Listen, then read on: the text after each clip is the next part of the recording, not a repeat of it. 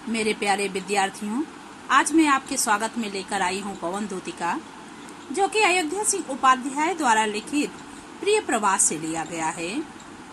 इस मंदाक्रांता छंद में उस समय का वर्णन किया गया है जब श्री कृष्ण भगवान ब्रज को छोड़कर मथुरा चले जाते हैं और समस्त गोपिकाएं उनके दुख में परेशान होती हैं। तब राधा जी भी एक दिन अपने घर में अकेले ही दुखी होकर बैठी थी। तभी वहां वायु प्रवेश करती है, जिसके कारण वह अत्यधिक दुखी हो जाती हैं। फिर वायु को ही अपना दूत बनाकर कृष्ण के पास संदेश भेजती हैं। तो आइए देखिए इस संदेश में राधा जी क्या भेजती हैं। बैठी खिन्ना यक दिवस वे गेह में थी अकेली। खिन्ना दुखी, दिवस दिन, गेह घर। एक दिन राधा जी अकेले ही दुखी होकर अपने घर में बैठी हुई थी। आके आंसू दृग युगल में थे धरा को भिगोते। दृग युगल दोनों आंखों। उस दिन उनके आंखों से आंसू गिरकर पृथ्वी को गीला कर रहे थे। आए धीरे इस सदन में पुष्प सा गंध को ले, प्रातः वाली सुपवन इसी काल वातायनों से। उसी ही समय, उसी ही क्षण खिड़कियों से प्रातः काल बहने वाली शीतल सुगंध से परिपूर्ण वायु घर में प्रवेश की, सदन में प्रवेश की या कक्ष में प्रवेश की। आगे क्या कहा जा रहा है बच्चों? संतापों को विपुल बढ़ता देख के दुखिता हो। संताप दुख, विपुल अत्यधिक। वायु के प्रवेश के कारण अपने दुख को अत्यधिक बढ़ता हुआ देख करके धीरे बोली सा दुख उससे श्रीमती राधिकायों। दुखी होते हुए राधिका जी धीरे से उस वायु से कहती हैं, प्यारी प्रातः पवन इतना क्यों मुझे है सताती। हे प्रातः काल बहने वाली शीतल सुगंध से परिपूर्ण वायु, तो मुझे इतना क्यों परेशान कर रही है? क्या तू भी है कलुषित हुई काल की क्रूरता से? क्रूरता, कठोरता, काल, समय, कलुषित, कठोर। क्या समय के प्रभाव के कारण तू भी कठोर हो गई है, या काल की क्रूरता से तू भी कठोर हो गई है, जिसके कारण तू मुझे परेशान कर रही है? आगे क्या कहती हैं? मेरे प्यारे नव जलद से कंज से नेत्र वाले। जलद बादल, नव नए, नेत्र वाले कंज कमल के समान। तो क्या कहा जा रहा है? राधा जी उस वायु से कहती हैं, हे वायु, मेरे प्यारे नए नए बादलों के समान सांवले और कमल के समान नेत्र वाले श्री कृष्ण जाके आए ना मधुबन से और ना भेजा संदेशा। जब से ब्रज को छोड़कर मथुरा गए हैं, तब से ना तो स्वयं लौट कर आए और ना ही उन्होंने मेरे लिए कोई संदेश भेजा है। मैं रो रो के प्रिय विरह में बावली हो रही हूँ।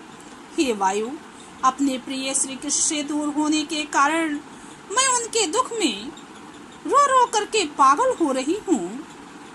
जाके मेरी सब दुख कथा तू श्याम को सुना दे। हे वायु, तो मेरे दुख भरी कहानी मेरे कृष्ण के पास जा और सुना दे। आगे राधिका जी क्या कहती हैं? जो ही मेरा भवन तज तू अल्प आगे बढ़ेगी। अब राधा जी इस छंद में वायु को श्री कृष्ण के घर जाने का मार्ग बताती हैं, मार्ग में आने वाली बाधाओं से अवगत कराती हैं। तो क्या कहती हैं? जो ही मेरा भवन तज तू अल्प आगे बढ़ेगी। हे वायु, जैसे ही मेरे घर को छोड़ करके तू थोड़ा आगे बढ़ेगी, शोभा वाली सुखद कितनी मंजू कुंजी मिलेंगी। वैसे ही सुखद सुख देने वाली मंजू कुंजे, सुंदर सुंदर लताएं मिलेंगी, जो बहुत ही सुंदर और आकर्षित लग रही होंगी। प्यारी छाया मृदुल स्वर से मोह लेंगी तुझे वे, अपनी शीतल छाया। और वहाँ चिड़ियों की चहचहाहट से मधुर स्वर गूंजा करते हैं। तो अपने मधुर ध्वनि से वह तेरे मन को अपनी तरफ आकर्षित कर लेंगी। तो भी मेरा दुख लख वहाँ ना विश्राम लेना। हे वायु, फिर भी मेरे दुख को देख करके वहाँ तुम विश्राम मत करना, वहाँ तो रुकना नहीं, ठहरना नहीं, बल्कि आगे बढ़ जाना। देखते हैं अगले पद में क्या कहती हैं राधा जी उनसे। थोड़ा आगे सरसरव का धाम सत्व पुष्प वाला, अच्छे अच्छे बहुद्रुम लतावान सौंदर्यशाली, प्यारा वृंदा विपिन मन को मुग्धकारी मिलेगा। तो बच्चों इस लाइन में, इस पद में तीसरी लाइन से अर्थ निकाला जाएगा। क्या कहा जा रहा है? हे वायु, जैसे ही तू मेरे घर को छोड़ करके आगे बढ़ेगी, ऊपर वाली लाइन से लिया गया है, ये अर्थ मिलान करके ही बताया जाएगा कि हे वायु, जैसे ही तू मेरे घर को छोड़कर आगे बढ़ेगी, वैसे प्यारा सुंदर सा वृंदावन मिलेगा जो बड़ा ही मनमोहक लगेगा। थोड़ा आगे सरसरव का धाम सत्व पुष्प वाला, वहाँ अनेक प्रकार के फूल होंगे। सत्व पुष्प वाला यानी अनेक प्रकार के पुष्प होंगे। सरसरव, चिड़ियों के चहचहाहट से मधुर स्वर गूंज रहे होंगे। अच्छे अच्छे बहुद्रुम लतावान सौंदर्यशाली, अच्छे अच्छे पेड़ होंगे। द्रुम यानी पेड़ होंगे, सुंदर सुंदर लताएं होंगी। आना जाना इस विपिन से मुहाय माना ना होना।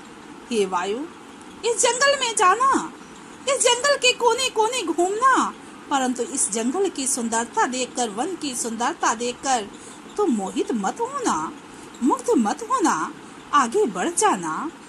अगले पद में क्या राधा जी कहती हैं? जाते जाते अगर पथ में क्लांता कोई दिखावे। हे वायु, अब यहाँ राधा जी रास्ते में आने वाले हर एक दुखी के दुख को भी ध्यान में रखती हैं और उसे वायु से दूर करने का, उसके दुख को सुख में बदल देने का संदेश देती हैं। तो क्या कहती हैं? जाते जाते अगर पथ में क्लांता कोई दिखावे। क्लांत, थका हुआ। हे वायु, जाते जाते रास्ते में अगर कोई थका हुआ मनुष्य तुम्हें दिख जाए तो जाके सन्निकट उसकी क्लांतियों को मिटाना। सन्निकट, पास, क्लांतियों, थकावट, तो उसके पास जाकर उसकी थकावट को दूर कर देना। धीरे धीरे परस करके गात उत्पात खोना। अपने शीतल और सुगंधित वायु के स्पर्श से उसके शरीर का स्पर्श करके उसके शरीर की गर्मी को दूर कर देना। अर्थात अपने शीतल सुगंधित वायु से उसके शरीर का स्पर्श करके शरीर की गर्मी को दूर कर देना। सद्गंधों से श्रमित जन को हर्षितोषा बनाना। अपने सुगंध से उस थके हुए व्यक्ति को प्रसन्नचित्त कर देना, खुश कर देना। आगे राधा जी क्या कहती हैं बच्चों?